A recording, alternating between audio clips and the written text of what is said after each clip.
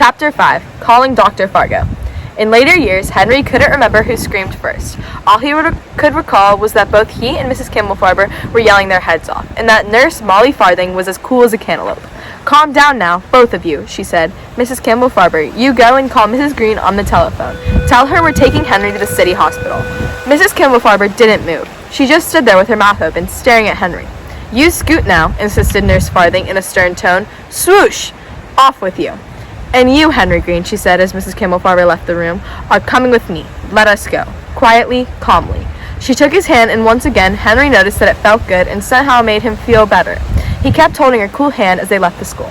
All the way to the hospital as the taxi sped along, Henry held fast the calm, steady hand of Nurse Molly Farthing. In fact, it wasn't until he had been checked by 2 different doctors and was waiting to be examined by the hospital's chief of children medicine, Dr. Fargo, that he dared to let go. What, said Dr. Fargo as he came bounding into the examining room. He was a small, round man with a bushy white mustache and a confused look on his face. "What have we here, eh?" he asked. "Boy looks like he fell in the mud puddle." He leaned down so close to Henry's nose that Henry could smell his puffy breath. It smelled like peppermints. "Didn't fall in a mud puddle, did you, lad?" "No, sir. Didn't think so," said Fargo. "Too bad," would have explained those big brown spots all over you. "Well then," he said, turning to Nurse Molly Farthings, "tell me things." "You're not going to believe this, Doctor," Nurse Farthings began as she told Dr. Fargo about the events of the morning. "I'm not going to believe this." Dr. Fargo repeated what he had finished. "It's possible no rash in the whole history of rashes ever appeared so fast, or grew so big, or popped out with noise you could hear. Impossible." "It happened," said Nurse Farthing. "So I see. We'll soon get to the bottom of this, or my name's not What is my name, by the way?" "Dr. Fargo, I believe," said Henry. "Pleased to meet you, son." Dr. Fargo and he shook Henry's hands. "Ought to do something about those big brown spots, though." "Yes, sir," said Henry, who was beginning to feel confused himself. Dr. Fargo took Henry's to the examining table and switched on the big lamp. For a full 5 minutes, he said nothing but and ha as he poked and prodded Henry. He looked at every big brown spot and all the bare spots in between the brown spots. He looked at the magnifying glass without a magnifying glass in Henry's eyes, ears, nose, and even under his tongue. Finally, he said, "I don't know any more when I just started. They look just like your typical big brown spots, except, of course, in the whole history of the civilized world, there has never been a case of big brown spots before." "I'm frightened," said Henry. "I'm Dr. Fargo," said the doctor. "That much I know. Now what I'd like to do is get to know more about these brown spots of yours." He wet the tip of a cotton swab and brushed it gently against one of the big brown spots on Henry's right arm. "Ouch," said Henry. "Did that hurt?"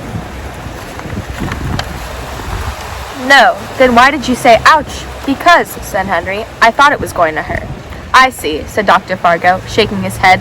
He put the cotton swab back into a glass jar, taking this to a laboratory at once. He said to one of his assistants, and the man rushed out of the room. "In a few minutes, you'll know about those big brown spots of yours," the doctor said.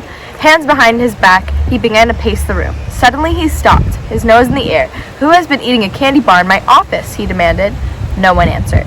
Dr. Fargo's nose twitched from side to side as he sniffed the air. "I smell candy," he said. "Someone's been eating a candy bar." Just then, the telephone rang, and Dr. Fargo bounded across the room to answer it. What?" he said into the phone. "Are you sure?" His white mustache bounced up and down. As Dr. Fargo sank slowly in a chair, he put the telephone down, a look of amazement on his face. "Chocolate," he said. "Those big brown spots are just pure chocolate." "Chocolate," gasped Nurse Farthing. "Chocolate," exclaimed Henry Green. "Chocolate," echoed Dr. Fargo's 2 assistants. "Exactly," said Dr. Fargo. "The boy, it seems, is nothing more than a walking candy bar." Chapter 6. Catch That Boy. There was more excitement than Henry had ever seen. All kinds of doctors were examining him now, poking and prodding as if he were not a boy, but And Dr. Fargo was bounding in the room talking about chocolate fever, a new disease, making medical history and things like that. Henry was tired and afraid. He wanted to be left alone. He wanted all the doctors to go away. He wanted to be home. He wanted, in fact, to be just about any place in the world except the hospital. So he did something very simple, something his heart told him he had to do to survive. He jumped off the examining table and began to run. In a flash, he had bolted through the doorway and was running down the long corridor. Behind him, he heard shouts of "Stop!" and "Catch that boy." 2 nurses at the end of the corridor tried to catch him, but Henry was simply too quick. He dodged past him and darted down the stairway. Down he went, down the whole flight of stairs and out into the main lobby of the hospital. Ahead of him, a guard of the school held out an arm. Running as hard as he could, Henry crashed through his grasp and into the street. Without pausing to think where he was headed, Henry ran. As he was about to turn the corner, he looked back. There was a whole army of people pushing him. Doctors in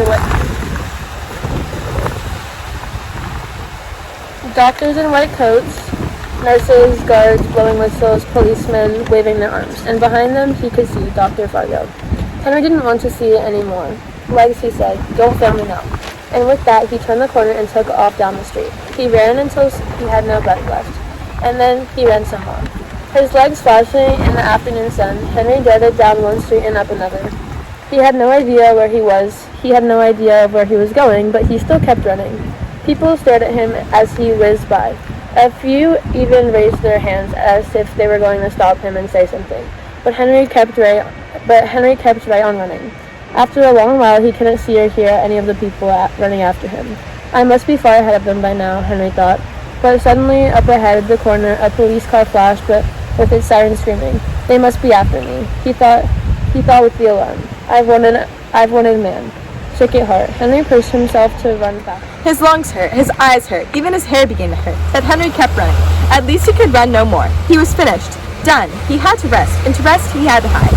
Without thinking about it, Henry ran down a large grassy alley that lay between 2 white houses.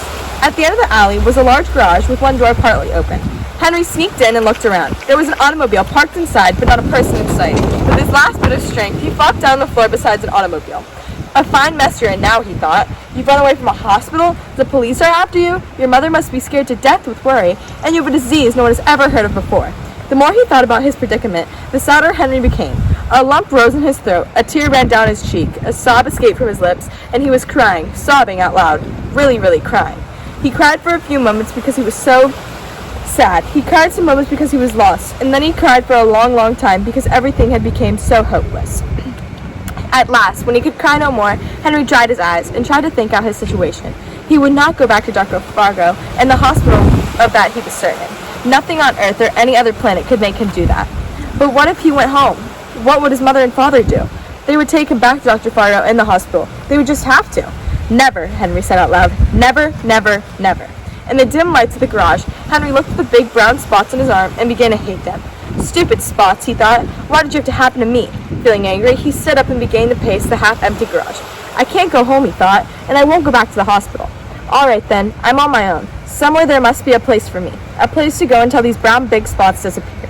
A place far away, where no one has ever heard of me, or the hospital, or Dr. Fargo, or my parents." Feeling much braver now with things somehow settled in his mind, Henry lay down to rest for a while before settling off